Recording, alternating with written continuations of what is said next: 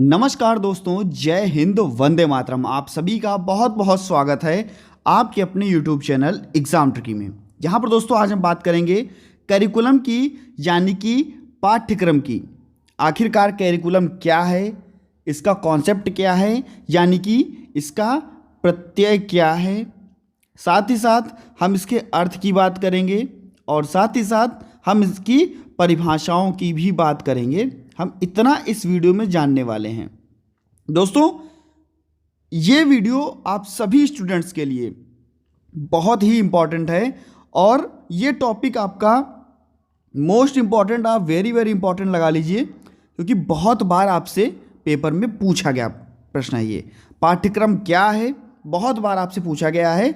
या आपसे 5 नंबर में पूछ लेगा या आपसे 2 नंबर में पूछ लेगा, या कभी कभी ज़्यादा कुछ बढ़ा करके देता है तो 10 नंबर में भी आपसे पूछ लेता है, सिद्धांतों को, प्रकारों को लेकर के।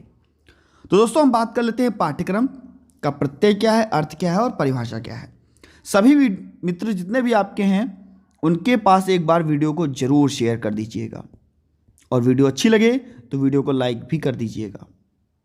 तो दोस्तों चलिए शुरू करते हैं आज का वीडियो और हम जानते हैं कि आखिरकार पाठ्यक्रम क्या है और पाठ्यक्रम का अर्थ और पाठ्यक्रम की परिभाषाएं क्या हैं। सबसे पहले हम इस शब्द पर ही बात कर लेते हैं, आपका करिकुलम शब्द। हिंदी शब्द पाठ्यक्रम, जिसको हम इंग्लिश में क्या कहते हैं, इसको हम इंग्लिश में कहते हैं करिकुलम।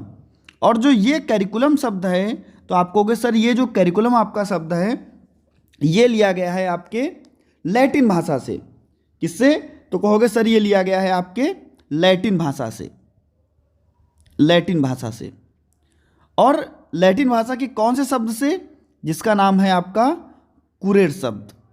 क्या नाम है? कुरेर शब्द से लिया गया है। और इस कुरेर शब्द का क्या अर्थ होता है? तो कुरेर शब्द का अगर अर्थ की बात कर लें तो इसका अर्थ होता है दौड़ का मैदान। क्या होता है? दौड़ का मैदान। इस कुरेर शब्द का क्या अर्थ होता है? दौड़ का मैदान।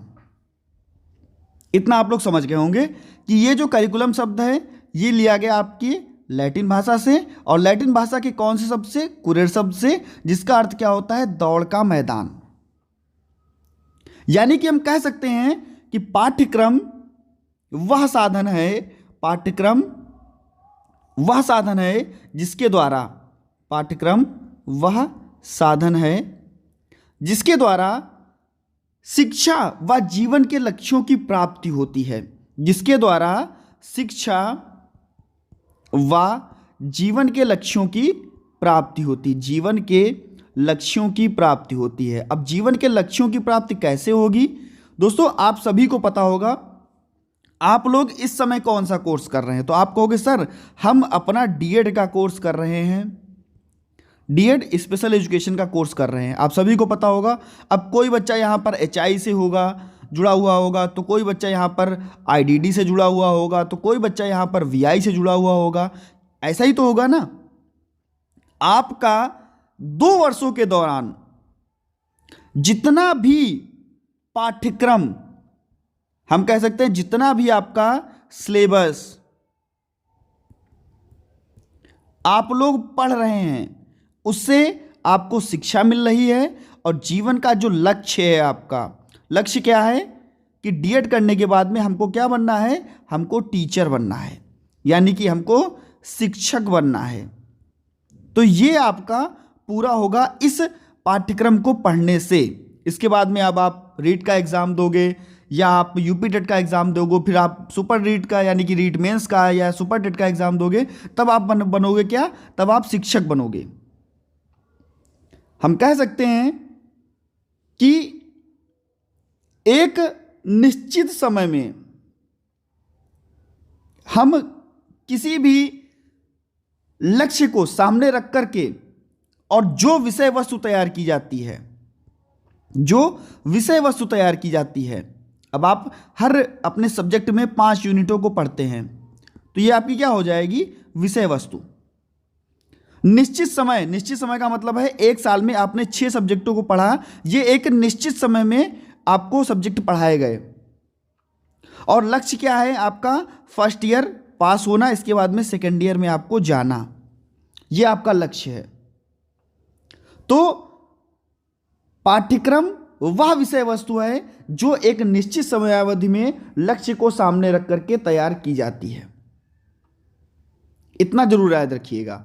दूसरी चीज क्या है, ऐसे भी हम कह सकते हैं कि पाठ्यक्रम वह साधन है जिसके द्वारा शिक्षा व जीवन के लक्ष्यों की प्राप्ति होती है। यहां अध्ययन का निश्चित एवं तर्कपूर्ण क्रम है जिसके माध्यम से शिक्षार्थियों के व्यक्तित्व का विकास होता है और उनमें नवीन ज्ञान का विकास होता है। मोस्ट इंपॉर्टेंट, उनमें नवीन ज्ञान का विकास होता है या नवीन ज्ञान, और जब ज्ञान होगा तो नए नए अनुभव भी देखने को मिलेंगे। तो नवीन ज्ञान और नवीन अनुभवों को विकसित करने के लिए किसका प्रयोग किया जाता है? आपका पाठ्यक्रम का प्रयोग किया जाता है, आप सभी को पता है। इसके बाद में अगर हम बात कर लेते हैं दोस्तों कि आखिरकार पाठ्यक्रम की परिभाषाओं को किस प्रकार से कहा गया, क्या दी गई पाठ्यक्रम की परिभाषा। तो अब हम बात करेंगे पाठ्यक्रम की परिभाषा पर, जिसमें बहुत अच्छा नाम आता है। नाम किसका आता है तो कहोगे सर, हाँ, एक बहुत ही परिभाषा को बताने से पहले एक बहुत ही अच्छा पॉइंट है। पाठ्यक्रम को क्या कहा जाता है? Heart of education. Heart of education. पाठ्यक्रम को क्या कहा जाता है? Heart of education. यानी कि एजुकेशन का हार्ट किसको कहा जाता है? पाठ्यक्रम को कहा जाता है। बहुत ही कह सकते हैं कि पाठ्यक्रम अगर नहीं है, अगर आपको यही नहीं पता है कि आप 2 वर्षों के दौरान क्या पढ़ेंगे, तो ना ही आपको कहीं से शिक्षा मिलने वाली है और ना ही आपका नवीन ज्ञान का विकास होने वाला है। और दूसरी चीज़ क्या है, सबसे जो इम्पोर्टेंट है आप सभी के लिए, कोई लक्ष्य है ही नहीं। भाई अगर आपको पूरे जीवन भर 1 2 3 ही पढ़ाया जाए तो कोई लक्ष्य रहेगा? नहीं रहेगा। उनसे आपको आगे निकालना, नई समयावधि में यानी कि निश्चित समयावधि में नए लक्ष्यों को प्राप्त करना, जिससे बच्चे को भविष्य में किसी ना किसी रूप से लाभ मिल सके, भविष्य में बच्चे को लाभान्वित किया जा सके, ऐसे अधिगम क्रियाओं को कराना, ऐसी क्रियाओं का विकास करना, ये आपका पाठ्यक्रम जो होता है वो कहलाता है। अगर हम अब बात कर लें पाठ्यक्रम की परिभाषाओं पर, तो पाठ्यक्रम की परिभाषा में फ्रॉवेल जी ने क्या कहा? फ्रॉवेल जी ने क्या कहा पाठ्यक्रम की परिभाषा को लेकर के? अभी मैं आपको एक परिभाषा बताऊंगा, बहुत ही इंपॉर्टेंट है। वो रहेगी परिभाषा आपकी कनिंघम जी के अनुसार। उन्होंने क्या कहा पाठ्यक्रम को, देख लीजिएगा, सारी चीजें उसमें आपको निहित मिल जाएंगी। पहले हम फ्रॉवेल जी के अनुसार देखते हैं। फ्रॉवेल के अनुसार, फ्रॉवेल जी ने क्या कहा पाठ्यक्रम के बारे में? इन्होंने कहा पाठ्यक्रम को लेकर के, कहा कि पाठ्यक्रम संपूर्ण मानव जाति के ज्ञान तथा अनुभव के प्रतिरूप होना चाहिए। क्या कहा इन्होंने? पाठ्यक्रम, लिख लीजिएगा भैया कहीं पर अगर चाहिएगा तो, नहीं तो आप लोग पढ़ तो चुके ही हैं। पाठ्यक्रम संपूर्ण मानव जाति के ज्ञान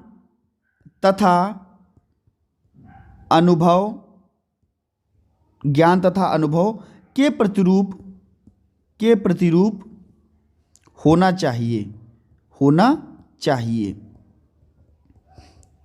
फ्रॉवेल जी ने कहा कि पाठ्यक्रम कैसा होना चाहिए? तो पाठ्यक्रम जितने भी मनुष्य हैं उनके ज्ञान तथा अनुभव के प्रतिरूप होना चाहिए, ऐसा कहा फ्रॉवेल जी ने। नेक्स्ट अगर हम बात कर लेते हैं दोस्तों, बहुत ही अच्छी डेफिनेशन किसकी? अभी मैंने आपको बताया था कनिंघम जी की। मोस्ट इंपॉर्टेंट लगाइएगा, अगर आपसे 2 नंबर में पाठ्यक्रम की परिभाषा पूछ ले तो आप इनको ही लिख करके आएंगे। क्या नाम है भैया? कनिंघम जी। कनिंघम के अनुसार इन्होंने क्या कहा पाठ्यक्रम के बारे में? लिख लीजिएगा। इन्होंने कहा कि पाठ्यक्रम कलाकार यहां पर शिक्षक होगा, क्योंकि एक निश्चित समयावधि आपको कहाँ मिलने वाली है, विद्यालय में मिलने वाली है। निश्चित समयावधि आपको कहाँ मिलेगी, विद्यालय में मिलेगी। निश्चित पाठ्यक्रम आपको कहाँ मिलेगा, ये भी आपको विद्यालय में ही मिलेगा। तो निश्चित पाठ्यक्रम, निश्चित समयावधि, जो लक्ष्य हैं, लक्ष्य क्या है, आपको आगे बढ़ाना, आपको रोजगार परक शिक्षा देना, जिससे कि आप रोजगार प्राप्त कर सकें। तो कनिंघम जी ने क्या कहा कि पाठ्यक्रम जो है,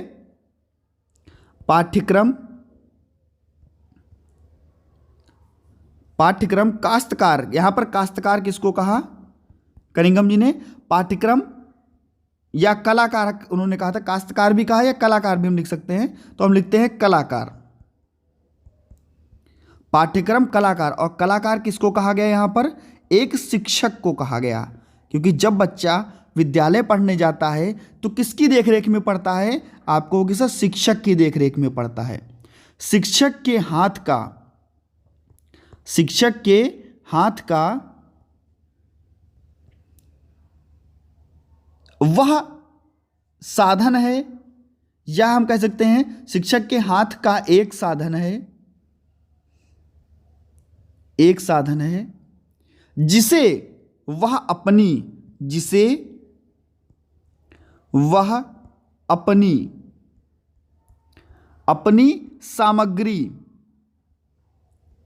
सामग्री यहां पर किसको कहा गया, सामग्री कहा गया अपने शिक्षार्थी को, यानी कि विद्यार्थी को क्या कहा गया, सामग्री कहा गया, जिससे वह अपनी सामग्री को अपने आदर्शों के अनुसार, यानी कि जो भी उसने पाठ्यक्रम बनाया है उसके अनुसार, जो भी पाठ्यक्रम के बाद में जो भी उसका उद्देश्य उसको मिल रहा है उसके अनुसार, और कहाँ ढालेगा, अपनी चित्रशाला में। अपनी चित्रशाला किसको कहा गया, चित्रशाला भैया कहा गया विद्यालय को, क्योंकि बच्चा विद्यालय में पढ़ने जाता है, विद्यालय में ढाल सके। देखिएगा, कनिंघम ने कहा कि पाठ्यक्रम कलाकार किसको कहा, शिक्षक को कहा। शिक्षक के हाथ का वह साधन है, या हम ऐसे भी कह सकते हैं कि कनिंघम जी ने कहा कि पाठ्यक्रम शिक्षक के हाथ का वह औजार है, जिससे वह अपनी सामग्री वहां पर कौन है, तो आप कहोगे सर, सामग्री वहां पर शिक्षार्थी है जो वहां पर पढ़ने जा रहा है, और वह अपने आदर्शों जो उसने शिक्षार्थी के लिए उद्देश्य बना करके रखा है, और कहाँ पर बनाया गया उद्देश्य, विद्यालय में बनाया गया उद्देश्य, तो वो अपने अनुसार बच्चे को ढाल सके और उसके उद्देश्यों की प्राप्ति करा सके, ऐसा कहा कनिंघम जी ने।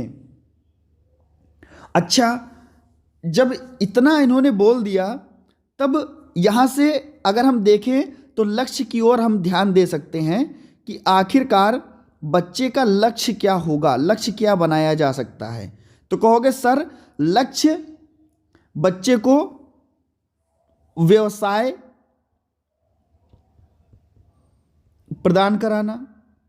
भाई, जब बच्चा पढ़ने जाएगा विद्यालय, तो विद्यालय के बाद में जब बच्चा पढ़ कर के वहाँ से निकलेगा तो बच्चे का क्या होगा, एक जीवन जीने के लिए जो उसको व्यवसाय जरूरी है उसके लिए वो तैयार हो जाएगा। दूसरी चीज़ क्या है, जो भी समाज में वो रह रहा है, यानी कि सामाजिक क्षमता, जो भी उसकी सामाजिक क्षमता है उसका विकास हो जाएगा।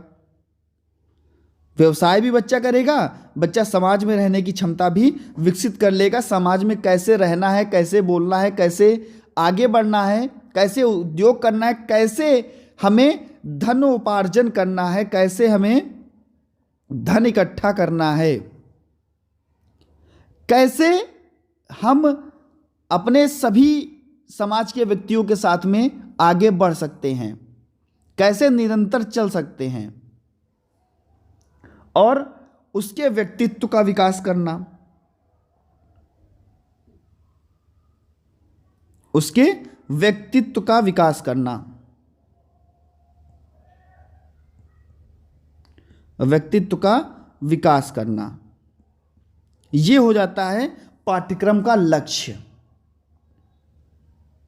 अगर हम घटक की बात कर लें तो पाठ्यक्रम में 3 घटक आपको देखने को यहां पर मिलते हैं। पाठ्यक्रम के 3 घटक, पाठ्यक्रम के 3 घटक। पहला तो जहां बच्चा पढ़ने जा रहा है, जिससे, तो कौन होगा? जिससे पढ़ने जा रहा है, किससे पढ़ने आया? तो शिक्षक। दूसरा घटक कौन होगा? तो वो होगा आपका विद्यार्थी यानी कि शिक्षार्थी। और तीसरा घटक आपका कौन सा होगा? तीसरा घटक होगा अभिभावक। अभिभावक। तो ये 3 घटक देखने को मिलते हैं आपके पाठ्यक्रम के। इतना भैया सभी को समझ में आया कि नहीं आया? पाठ्यक्रम का अर्थ यहां पर आपको बता दिया गया, पाठ्यक्रम की परिभाषाएं बता दी गई, पाठ्यक्रम जो शब्द आया वो कहां से उठ करके आया? कुरेर शब्द से, और उसको क्या कहा गया? दौड़ का मैदान। यानी कि अपने लक्ष्यों की प्राप्ति करने के लिए बच्चा या व्यक्ति जिस भी रास्ते को पार करता है या जिन क्रियाकलापों को करता है, उससे क्या है? उसमें एक निश्चित समयावधि होती है और बच्चा उसके बाद में अपने लक्ष्य की ओर आगे बढ़ता है, लक्ष्य को प्राप्त करता है भविष्य में। उसमें क्या होगा? बच्चे का ज्ञान अर्जन करेगा बच्चा, और बच्चे को नए नए अनुभव भी मिलेंगे। ऐसा कौन कराता है? ऐसा आपका शिक्षक कराता है। और कहाँ कराता है? तो आप कहोगे सर विद्यालय में कराता है, जहाँ पर एक निश्चित समय होता है और निश्चित चीज़ों को पढ़ाया जाता है, जिससे कि बच्चा आगे बढ़ सके और बच्चे के व्यक्तित्व का विकास हो सके, बच्चे के सामाजिक विकास हो सके, बच्चे का कह सकते हैं कि सामाजिक विकास हो सके, और बच्चे का जो व्यवसाय बच्चा करना चाहता है उसका विकास हो सके, नए नए कौशलों को बच्चा सीख सके। बच्चा अपने दैनिक जीवन में जो भी क्रियाएं वो कर रहा है, जो भी व्यवसाय के लिए वो चीज़ें देख रहा है, उनको देख करके आगे बढ़ सके और नए नए क्रियाकलापों को सीख सके।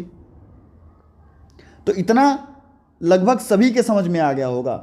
अब अगर बात शॉर्ट वे में बात कर लें तो आप सभी को पता है कि एक बच्चे का व्यक्तित्व का विकास जब होगा जब वो एक अच्छे शिक्षक के पास पढ़ेगा और अच्छे लक्ष्य की ओर उसको आगे बढ़ाया जाएगा, जिससे कि वो व्यवसाय करेगा, अच्छा नागरिक बनेगा और जो भी उसके आत्मनिर्भर बनने के तौर तरीके हैं उनकी ओर वो अग्रसर होगा। बहुत इंपॉर्टेंट है बच्चे के व्यक्तित्व का विकास करना, पर्सनालिटी डेवलपमेंट करना।